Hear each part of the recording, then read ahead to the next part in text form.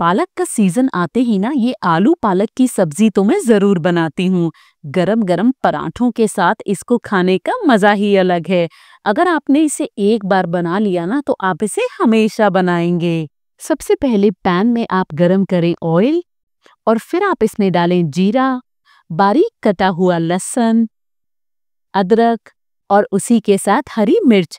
अब हम इसे भुनेंगे 1 मिनट तक ताकि अदरक लहसुन में हल्का गोल्डन ब्राउन कलर आए। एक मैं आपको टिप दूंगी, जब भी आप पालक की कोई भी रेसिपी बनाएं उसमें आप लहसुन जरूर डालें। पालक और लहसुन का टेस्ट बहुत ही बढ़िया लगता है।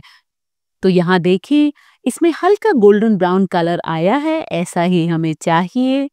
अब हमने इसमें डाली है ड्राइड रेड चिलीज और इसको भी कुछ सेकंड्स के लिए भुनेंगे।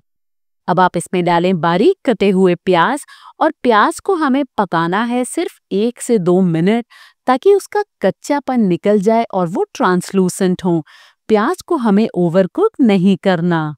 आप ये रेसिपी कहाँ से देख रहे हैं मुझे जरूर बताएं। तो यहाँ देखिए प्याज हमारे हो गए हैं। अब हम इसमें डालेंगे आलू और इसको अब हम पकाएंगे 4 से 5 मिनट ताकि आलू हमारे 80% तक कुक हों। तो आप देखिए प्याज हमारे आलूओं के साथ भी कुक होंगे। अगर आप प्याज को पहले ही बहुत ज़्यादा गोल्डन ब्राउन कर लेंगे तो आलू कुक करते वक्त प्याज आपके जल जाएंगे।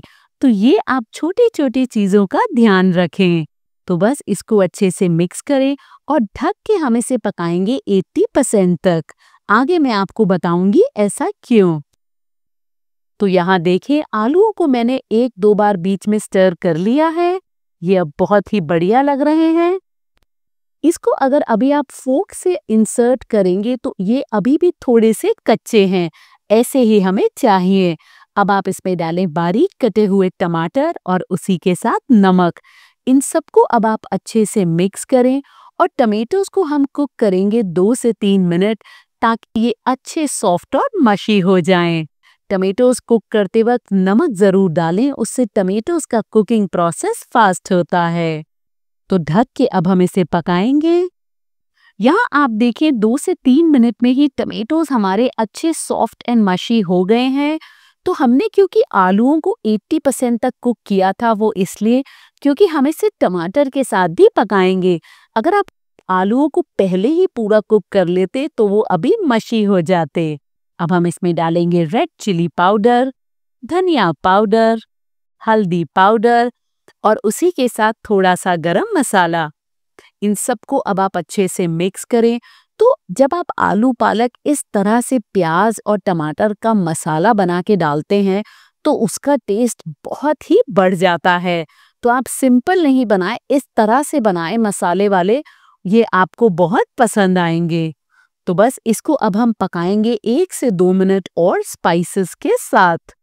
तो यहाँ देखें ढक के मैंने इसे 1-2 मिनट तक कुक कर लिया है।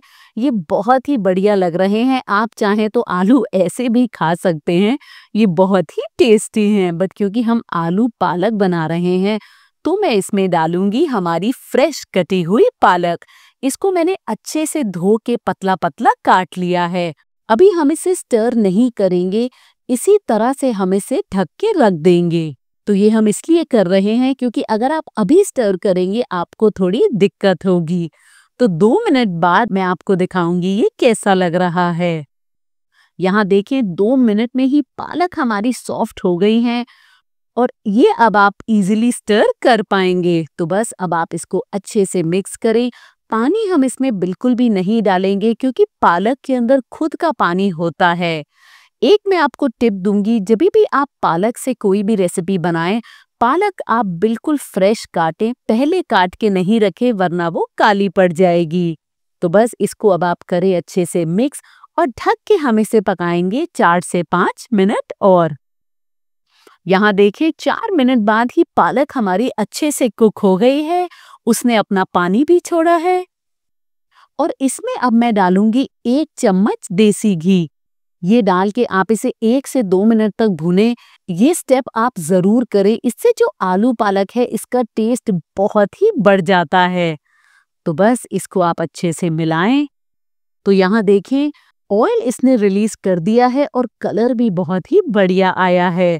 तो इस आलू पालक की रेसिपी को ज़रूर ट्राई करें। आई एम श्योर ये आपको बहुत पसंद आएगी। अगर आपको आज की मेरी ये रेसिपी पसंद आई है तो आपको बिल्कुल ढाबा स्टाइल दाल पालक भी बहुत पसंद आएगी। बहुत सारे टिप्स दिए हैं मैंने उसमें ताकि वो बिल्कुल परफेक्ट बने। उसका लिंक भी मैं यहाँ दूंगी, आप वो भी ज़रूर चेक करें और मेरे चैनल को भी सब्सक्राइब करें।